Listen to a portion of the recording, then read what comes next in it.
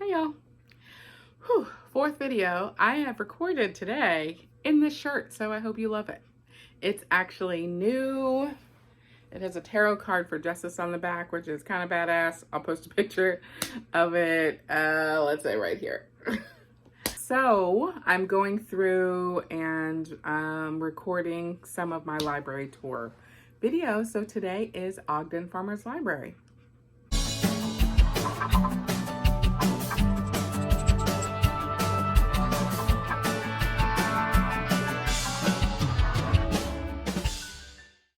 All right, so Ogden Farmers Library, which I have talked about 100 times because it's my home library, is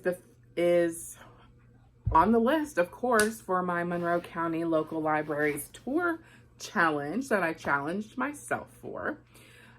Ogden Farmers Library is approximately 4 seconds from my house in the car. I'm not sure that I have great video in there, but I do have some pictures, I think. Last time I was in there, which was approximately 3 days ago, I picked up my holds and spent some time talking to a couple of my favorite staff folks there. I think one of the cool things about having a library that you visit very often, is that you get to know the people who are there and everybody's really nice. They pick your books off of the hold shelf as soon as you walk in, and they might not need your library card to check you out because they already know who you are. So that's super cool. And for me, that is Ogden Farmers Library. So the books I'm going to tell you about as part of the Ogden tour are the 4 books that I picked up on my hold shelf, off the hold shelf this week. And they actually came from the Henrietta Library. So I have a tour video for that one. And the Hamlin Library. And I just recorded the tour video for that one about 8 minutes ago. So you'll get to see that one as well. So let's start with We Begin at the End. I'm probably not going to read this. I checked this out or put it on hold for a book club that was for last month. And the hold was just so long. And I ended up not participating in that book club anyway. I've heard really great things about it. I believe it is a thriller. Checking the pronouns. Chris Whitaker, he lives with his wife and 3 young children. All right. Oh, something about local library. He works part-time at his local library. Awesome, awesome, awesome. There are 2 kinds of families. The ones we are born into and the ones we create. Sounds like a great found family trope. Let's hear a little bit more about it. Walk has never left the coastal California town where he grew up.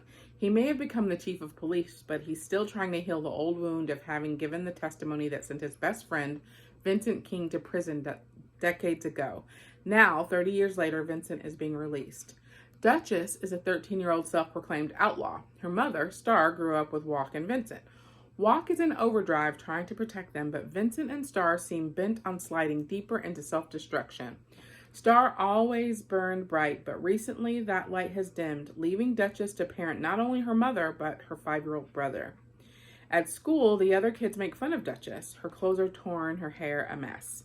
But let them throw their sticks because she'll throw stones. Rules are for other people. She's just trying to survive and keep her family together. A 40-something-year-old sheriff and a 13-year-old girl may not seem to have a lot in common, but both have come to expect that people will disappoint you, loved ones will leave you, and if you open your heart, it will be broken. So when trouble arrives with Vincent King, Walk and Duchess find they will be unable to do anything but usher it in, arms wide closed. Chris Whitaker has written an extraordinary novel about people who deserve so much more than life serves them. At times devastating, with flashes of humor and hope throughout, it is ultimately an inspiring tale of how the human spirit prevails and how, in the end, love, in all its different guises, wins. So we begin at the end. Ugh, that really sounded good. I thought it was a thriller, but maybe it isn't a thriller. Or maybe there's something thrilling about it. Maybe the book club that I was supposed to read it for is usually a thriller book club, and that's why I thought that. But now I want to read it. The book I got on my hold shelf at Ogden, but came from the Henrietta Library, is The Dictionary of Lost Words by Pip Williams. Let me check the pronouns. She. It is a debut. Esme is born into a world of words. Motherless and irrepressibly curious, she spends her childhood in the scriptorium, an Oxford garden shed in which her father and a team of dedicated lexicographers are collecting words for the very first Oxford English dictionary. Young Esme's place is beneath the sorting table, unseen and unheard. One day, a slip of paper containing the word bondmaid flutters beneath the table. She rescues the slip and, learning that the word means slave girl, begins to collect other words that have been discarded or neglected by the dictionary men. As she grows up, Esme realizes that words and meanings related to women's and common folks' experiences often go unrecorded, and so she begins in earnest to search out words for her own dictionary, the Dictionary of Lost Words. To do so, she must leave the sheltered world of the university and venture out to meet the people whose words will fill those pages. Set during the height of the women's suffrage movement and with the Great War looming, the Dictionary of Lost Words reveals a lost narrative hidden between the lines of a history written by men. Inspired by her love of words, author Pip Williams has delved into the archives of the Oxford English Dictionary to tell this highly original story. The Dictionary of Lost Words is a delightful, lyrical, and deeply thought-provoking celebration of words and the power of language to shape the world. So that sounds really interesting. The book that I am currently DNFing, The Once and Future Witches, is also set during the women's suffrage movement, and part of the reason why I think it's not that interesting to me.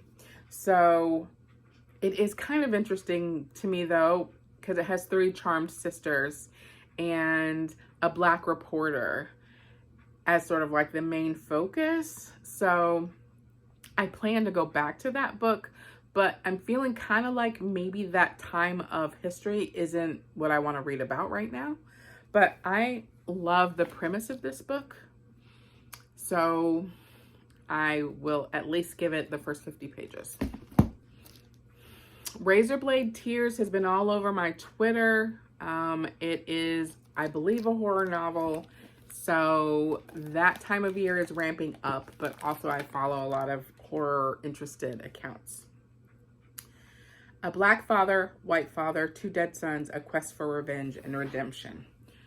Ike Randolph has been out of jail for 15 years, with not so much as a speeding ticket in all that time, but a black man with cops at the door knows to be afraid.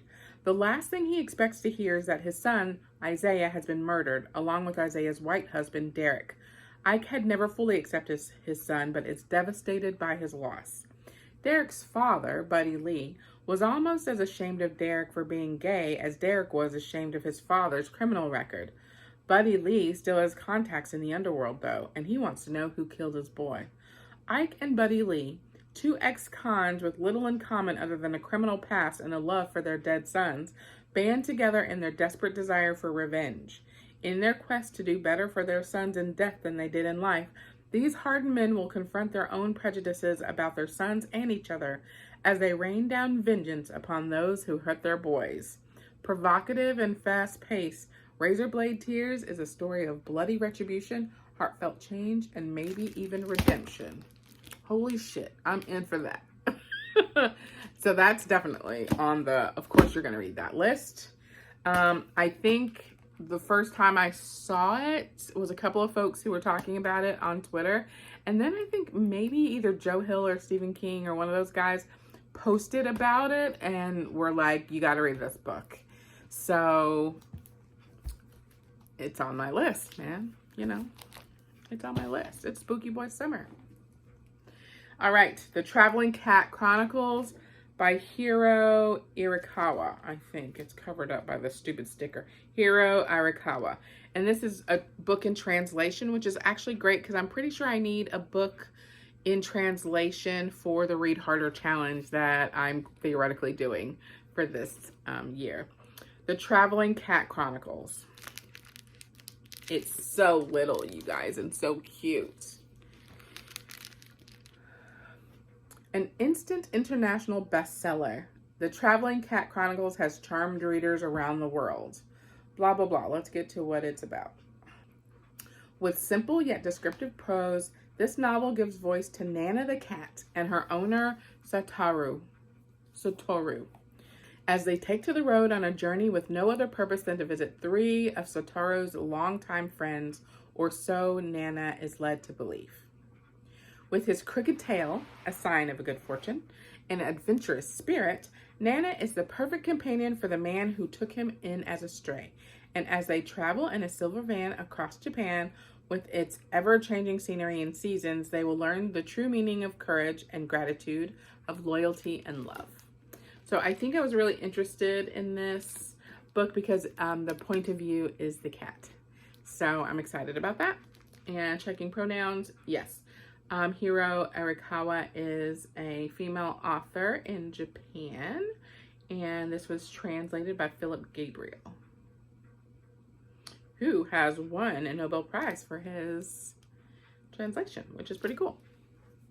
So I'm excited about that one too. Also, it's adorable. If I like it at all, I'm probably gonna buy a copy because it is so cute. All right, so Ogden Farmers Library is awesome. If you are in the Ogden, Brockport, Parma area, all of those places also have their own little libraries, so visit those too, but also check out Ogden.